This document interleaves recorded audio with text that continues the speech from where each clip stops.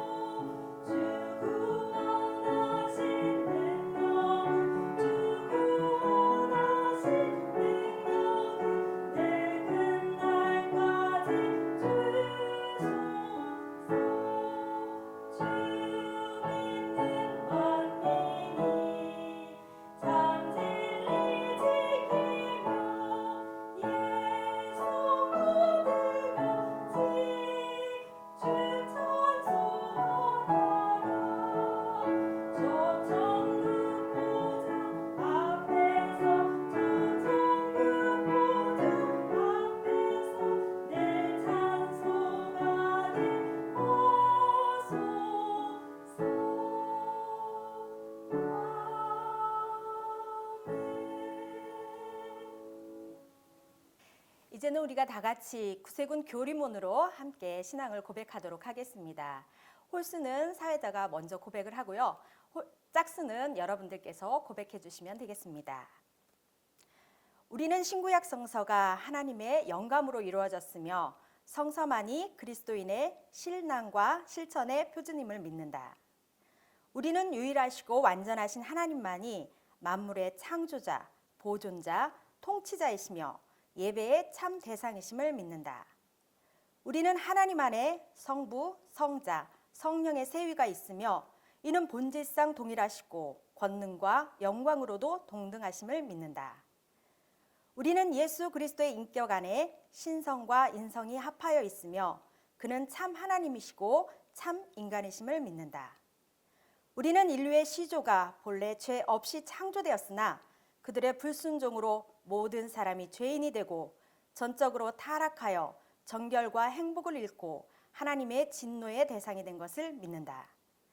우리는 주 예수 그리스도께서 고난받으시고 죽으심으로 인간의 죄를 대속하셨으니 누구든지 그를 믿으면 구원받을 수 있음을 믿는다. 우리는 하나님께 회개하고 주 예수 그리스도를 믿고 성령으로 새로 나는 것은 구원에 필요한 것임을 믿는다. 우리는 주 예수 그리스도를 믿음으로 은혜로 의롭다 하심을 얻으며 믿는 자마다 그 안에 증거를 갖게 됨을 믿는다. 우리는 구원의 상태의 지속은 그리스도 안에서 순종하는 믿음을 계속 가져야 함을 믿는다. 우리는 온전히 거룩하게 되는 것은 모든 신자의 특전이며 저들의 심령과 영혼과 육체를 우리 주 예수 그리스도께서 다시 오시는 날까지 완전하고 흠없게 지켜주실 것을 믿는다. 우리는 영원한 생명, 육체의 부활, 세상 끝의 총심판, 의인의 영원한 행복과 악인의 영원한 형벌을 믿는다. 다음은 도난영문의 심영재 청년이 우리를 대표해서 기도해 주시겠습니다. 사랑과 은혜가 충만하신 아버지 하나님, 저희가 같은 장소에서 주님께 예배를 드리지 못하지만 그럼에도 이 상황에서 영상을 통해서 우리의 예배를 이끌어 주심에 감사드립니다. 유난히도 힘겨운 시기를 겪고 있는 저희들이 이럴 때일수록 주님 앞에 나와 그리고 이웃을 위해서 병마와 싸우는 환자를 위해서 그리고 의료진들을 위해서 기도할 수 있는 저희가 될 수 있게 해주시옵소서. 저희들은 눈에 보이지 않을 정도로 작은 존재에도 두려움에 떠는 나약한 존재들입니다. 항상 주님의 품에 품어주시옵시고 고난을 겪을 때나 기쁨이 가득 차있을 때나 항상 주님의 말씀을 가장 가까운 곳에 두고 주님이 부르시는 곳에 주님이 필요로 하시는 곳에 아브라함처럼 따를 수 있도록 해주시옵소서. 조속히 지금의 상황이 호전될 수 있도록 해주시옵시고 고통받은 사람들의 마음을 어루만져 주시옵소서. 어려운 시기인 지금 저희들의 신앙의 깊이가 얕아지지 않도록 이끌어 주시옵소서. 부족할 수 있는 저희들의 찬양과 예배를 기뻐 받아 주시옵소서. 하루빨리 이전처럼 우리 함께 모여 주님을 기뻐 찬양할 수 있기를 간절히 소원합니다. 이 모든 말씀을 귀하신 예수님의 이름으로 기도드렸습니다. 아멘. 다음 순서는 찬양으로 하나님께 드리는 특선 순서입니다. 현악 삼중주 찬양이 있겠습니다.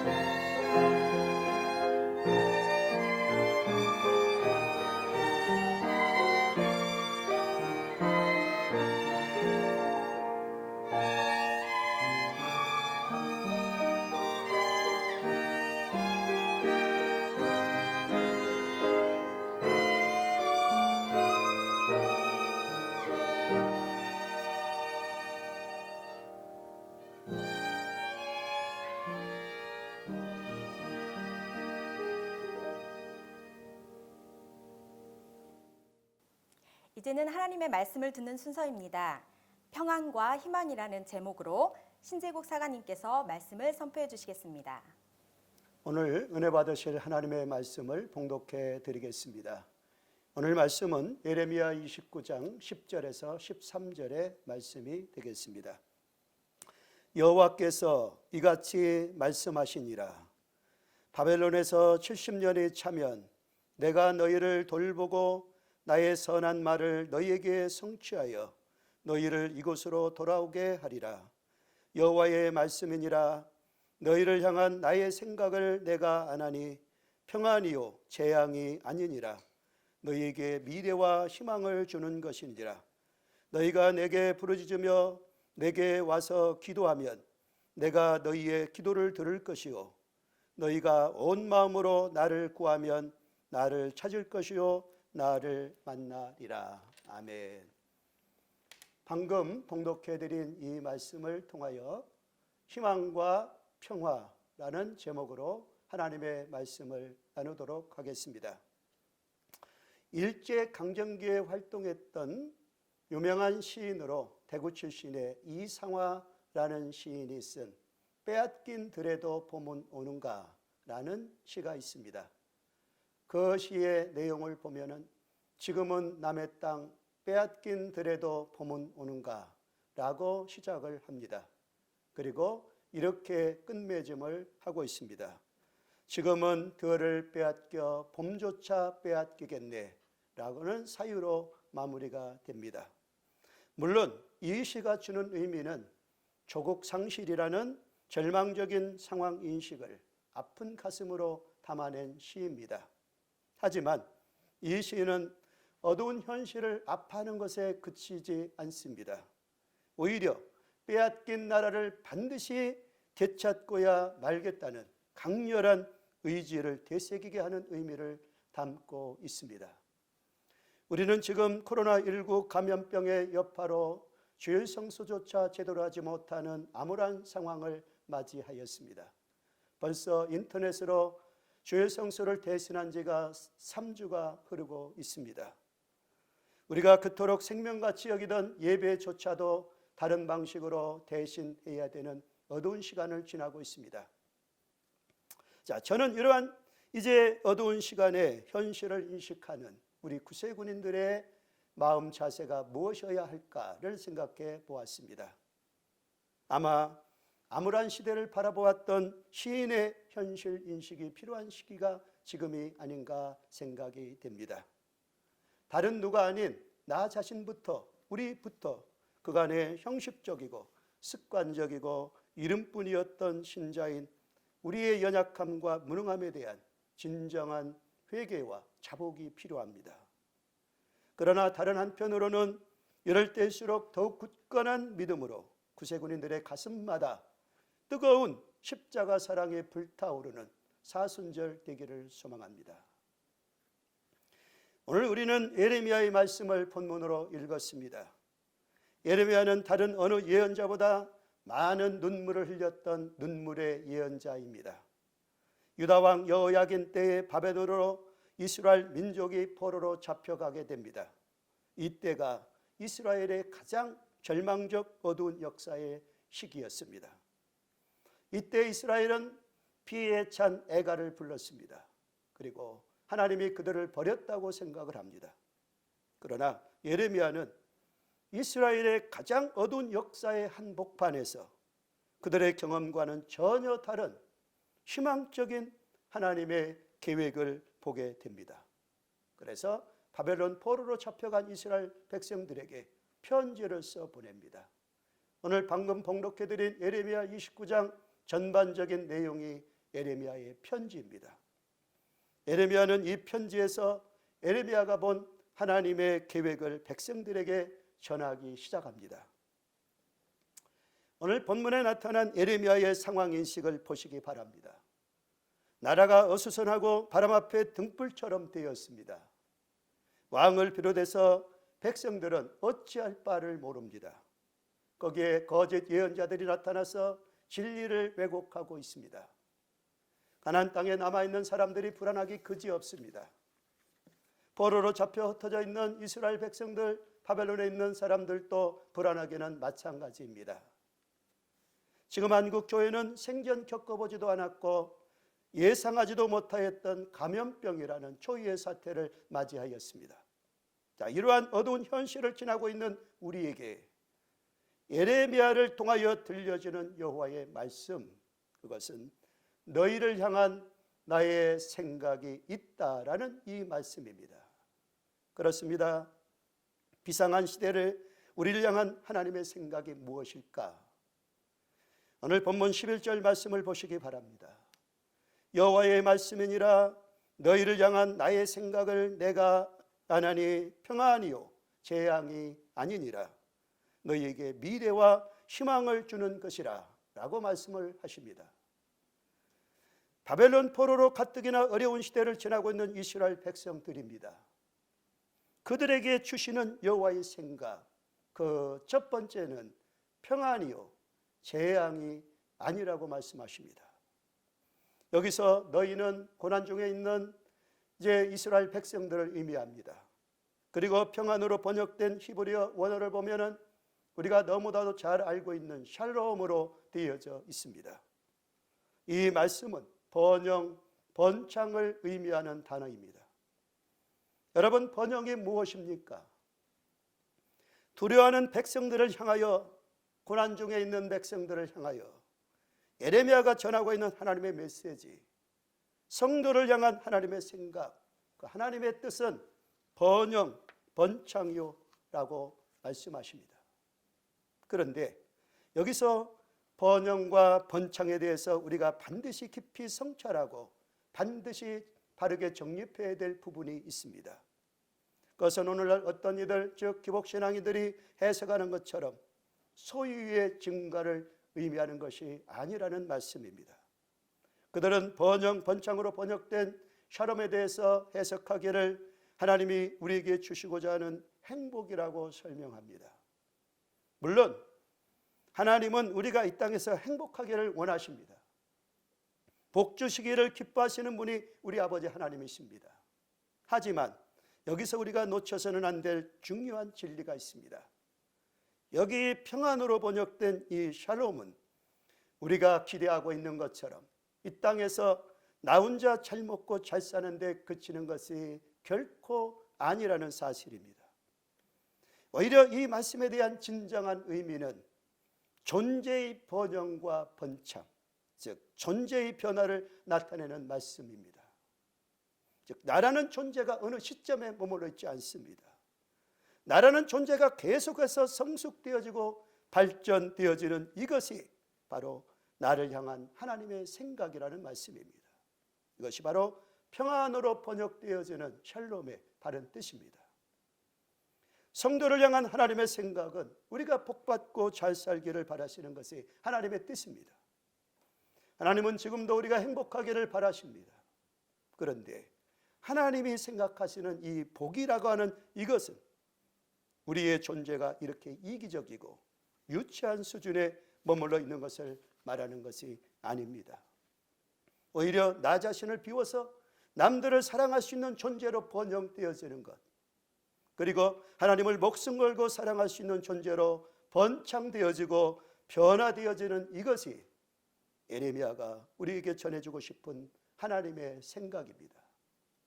사랑하시는 여러분, 이 비상한 시대에 우리를 향한 하나님의 생각이 무엇일까요? 역시 다르지 않습니다. 우리의 존재가 하나님의 뜻에 합당하게 맞추어지길 원하십니다. 십자가를 사랑할 수 있을 만큼 성숙하게 자라나는 것이 하나님의 생각입니다. 여기에 평안이 있습니다. 오늘 이 말씀이 우리 모든 구세군인들에게 주시는 하나님에게 들려지는 말씀 되시기를 주의 이름으로 축원합니다. 다음 두 번째로 예레미야가 전하고 싶은 또 하나의 메시지는 희망입니다. 예레미야는 지금 포로 중에 있는 이스라엘 백성들에게 하나님의 생각을 말하고 있습니다. 지금 이 순간 우리에게 바라시는 하나님의 생각이 무엇입니까? 오늘 11절 말씀에서 너희에게 미래와 희망을 주는 것이라고 분명히 말씀하십니다. 그렇습니다. 우리를 향한 하나님의 계획, 하나님의 생각은 그들의 멸망이 아닙니다. 자녀가 넘어지는 것을 원하는 부모가 어디 있겠습니까? 이처럼 하나님은 그들이 새롭게 변화되기를 원하십니다. 남들을 사랑할 수 있는 존재로 다시 세워지기를 원하십니다.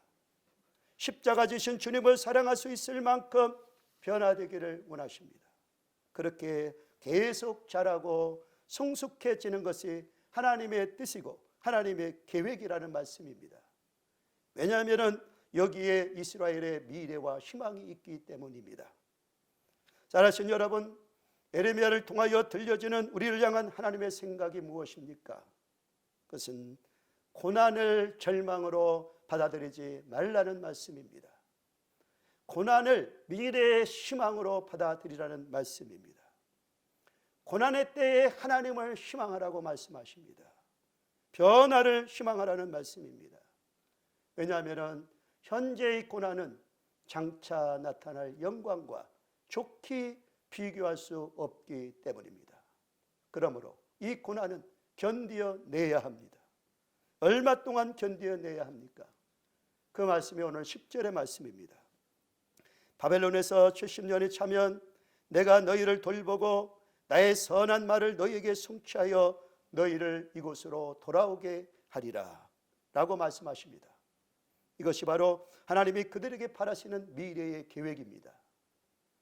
본문의 고난이 끝나는 70년이란 역사의 시간을 밝히고 있습니다. 그 시간은 특별한 의미를 지닌 시간입니다. 하나님께서 생각하고 계시는 밝아오는 미래와 희망을 주는 전주곡과 같은 시간입니다. 고난은 반드시 끝난다는 말씀입니다. 미래의 희망을 가지고 어려운 시간을 견뎌내라고 말씀하십니다. 빼앗긴 들에도 봄은 오는가? 시인은 질문하였습니다. 예레미야는 대답합니다. 봄은 반드시 옵니다 라고 대답하여 하나님을 통하여 우리에게 주시는 약속입니다. 그래서 우리는 창조의 하나님, 전능하신 하나님, 거룩하신 하나님, 희망의 하나님, 그 사랑의 하나님을 믿고 예배합니다. 그것은 우리와 다른 하나님께서 우리를 버리지 아니하실 것을 확실히 믿기 때문입니다. 저는 오늘 본문 12절 13절의 말씀을 오늘 말씀의 결론으로 맺고자 합니다. 너희는 내게 부르짖으며 내게 와서 기도하면 내가 너희의 기도를 들을 것이요 너희가 온 마음으로 나를 구하면 나를 찾을 것이요 나를 만나리라 라는 이 말씀입니다. 이것은 하나님의 약속입니다. 무엇을 약속하십니까?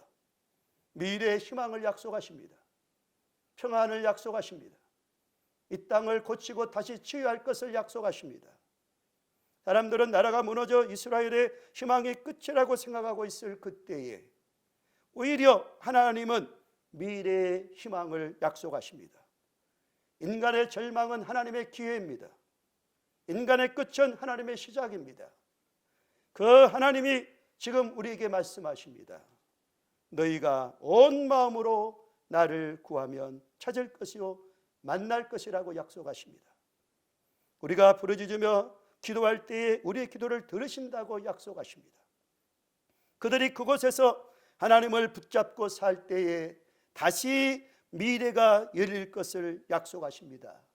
회복을 약속하십니다. 이러한 회복은 훨씬 더 풍성한 의미를 담고 있습니다. 모든 차원에서의 생명의 완전한 회복을 암시합니다. 사랑하신 여러분, 고난 가운데 우리와 함께 하시는 하나님을 믿으시기 바랍니다. 그렇기 때문에 우리들의 진정한 미래의 소망은 하나님과의 연합입니다. 우리를 향한 하나님의 생각은 재앙이 아니라 평안이요 미래의 희망을 주려는 것이라 라는 이 말씀을 붙드시는 여러분 되시기를 바랍니다. 그 하나님을 기억하며 약속의 말씀을 붙들며 살아계신 하나님을 마음으로 느끼며 날마다 동행하는 여러분에게 하나님의 놀라운 은총이 함께 하시기를 주의 이름으로 축원합니다. 기도하시겠습니다. 살아계신 하나님, 오늘 우리에게 평안을 주심을 감사합니다. 오늘 우리에게 희망의 약속을 주심을 감사합니다. 이 고난의 시기를 견디어라는 하나님의 말씀으로 인도하심을 감사합니다. 고난을 고난으로 받아들이지 않고 고난을 미래의 희망으로 받아들이는 구세군인들에게 하나님의 놀라운 약속의 말씀으로 인도하여 주시옵소서. 예수님의 이름으로 기도드리옵나이다. 아멘. 이제 마지막 찬양으로 766장 다 같이 찬송하시겠습니다. 찬송 후에는 설교자께서 나오셔서 축도해 주심으로 모든 예배를 마치도록 하겠습니다.